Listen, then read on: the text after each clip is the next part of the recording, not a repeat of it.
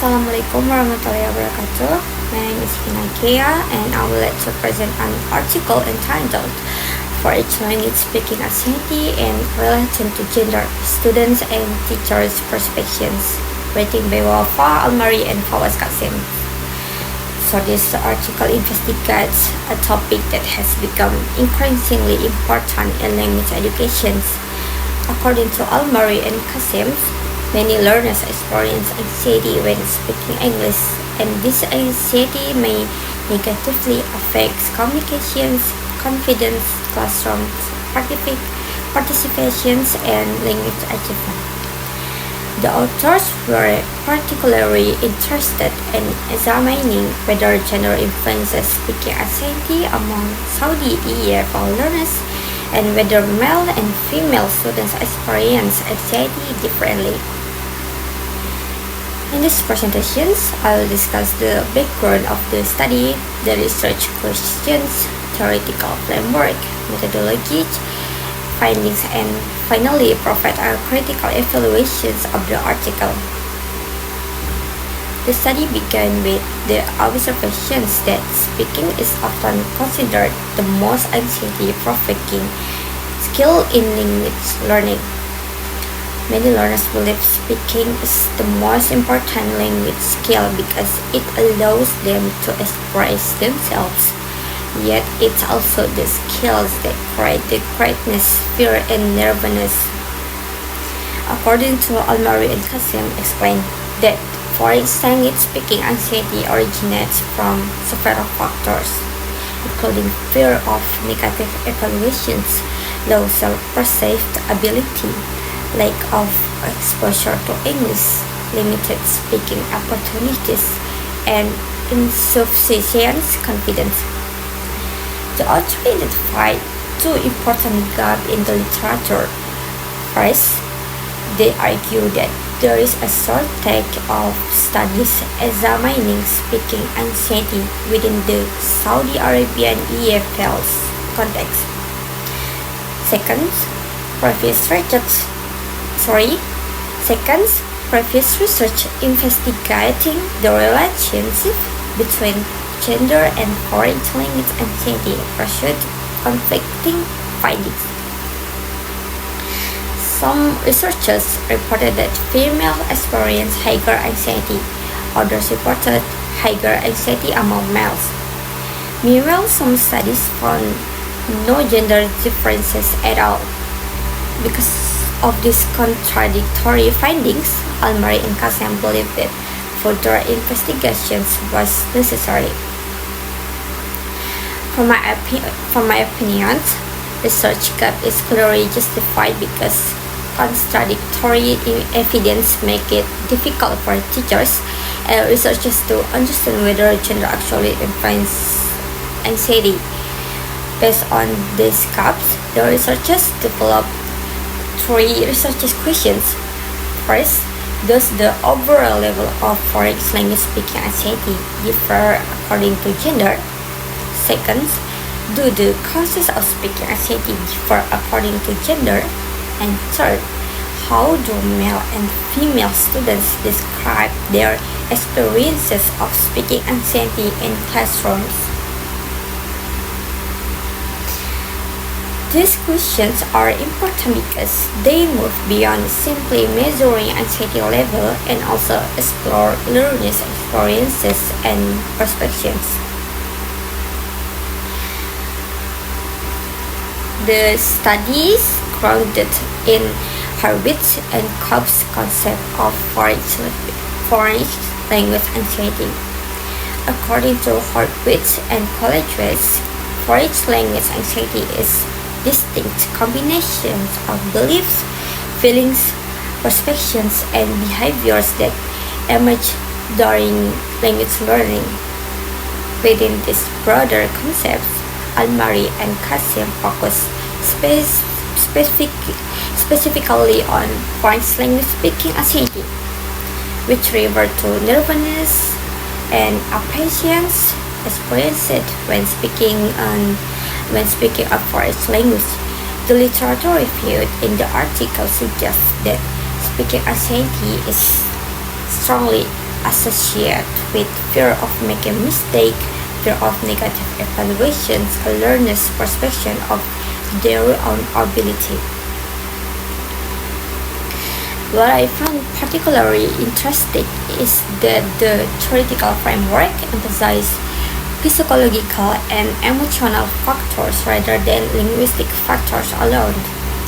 This suggests that language knowledge doesn't automatically guarantee speaking confidence. To answer the researchers' questions, Almari and Kasem employed a mixed method design. The author explained that they chose method because it helps overcome weaknesses found in previous studies and provides a more comprehensive understanding through data triangulations. For the quantitative components, questionnaires were administered to 151 Saudi undergraduate English majors from several universities. The sample consisted of 16 male students and 18 female students. The researchers used adapted version of two established instruments. First, for language classroom anxiety scale of VLSAS. Second, language speaking anxiety scale of CLSAS. For the qualitative component, the researchers conducted semi-structured interview with 13 highly anxious students and 10 English teachers. I consider this methodological choice a major strike because anxiety is a complex emotional phenomenon that cannot be fully understood through statistics alone. The most important finding is that there was no significant difference between male and female students in overall speaking anxiety. This result directly answered the first researcher's questions. Furthermore, most teachers interviewed in qualitative phase also agreed that speaking anxiety doesn't differ significantly according to gender. This finding is important because it contradicts the assumptions that one gender is naturally more anxious than one others. Almari and Kasem conclude that male and female students experiences approximately the same level of speaking anxiety. Proficiency level and academics level were highly significant.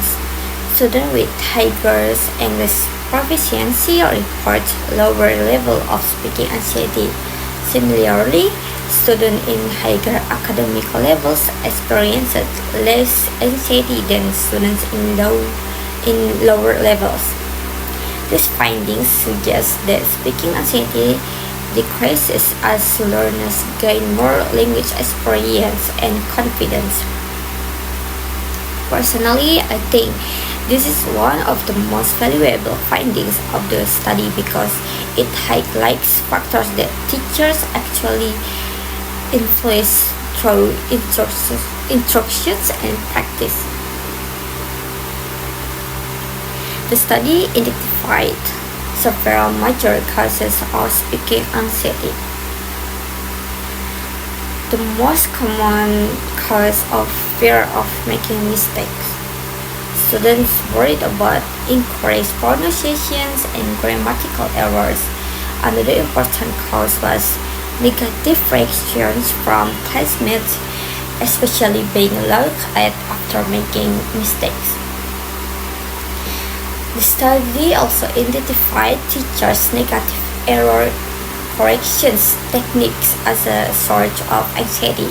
Some students reported feeling anxious when teachers reached harshly no mistakes. Additionally, causes include lack of speaking practice, shyness, lack of preparations, difficulty expressing ideas in English. These findings reveal that speaking anxiety is influenced not only by learners themselves but also by classroom environment and teacher behaviors. The qualitative findings provide a richer understanding of how students experience anxiety. Interesting, both male and female students describe anxiety using negative emotional terms such as fear, failure, and worry. Students also reported physical symptoms including shaking, increasing heart rate, nervousness, and stomach pain. Many students explained that anxiety caused their minds to go blank during speaking activities. Furthermore, students believe that anxiety negatively affects their academic performance and prevent them from expressing themselves effectively.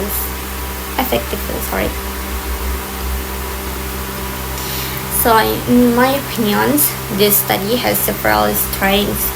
First, the mixed method design allowed the researchers to combine statistical evidence with personal experiences.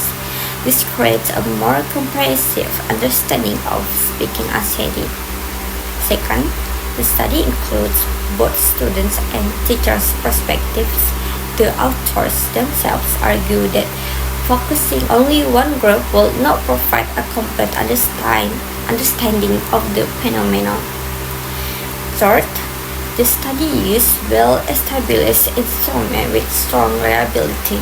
The reported Cambridge alpha was 927, indicating high internal consistency. Finally, the study addressed an important gap in the Saudi EFL context where relatively few studies have investigated speaking anxiety in relation to gender. Despite its strengths, the study has limitations. The most obvious limitation is acknowledged by the authors themselves. They interviewed only highly anxious students and didn't include low anxiety learners. As a result, their study may not fully explain why some learners successfully manage speaking anxiety. Another limitation is that the study is restricted to the Saudi Arabian context. Therefore, the findings cannot automatically be generalized to all EFL learners worldwide. A third limitation concerns proficiency measurement. Much of proficiency data was based on self-ratings rather than standardized language tests. This may affect the accuracy of some conclusions regarding proficiency and anxiety.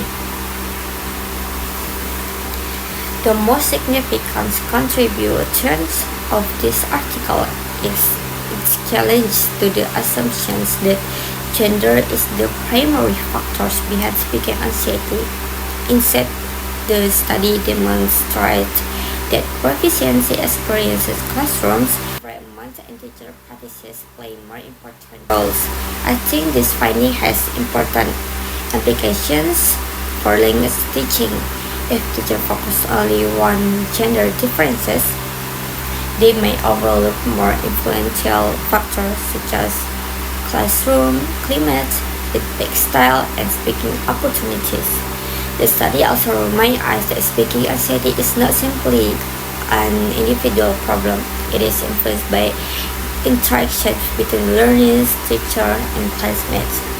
Therefore, reducing anxiety requires supportive teaching practice rather than merely expecting students to become more confident on their own.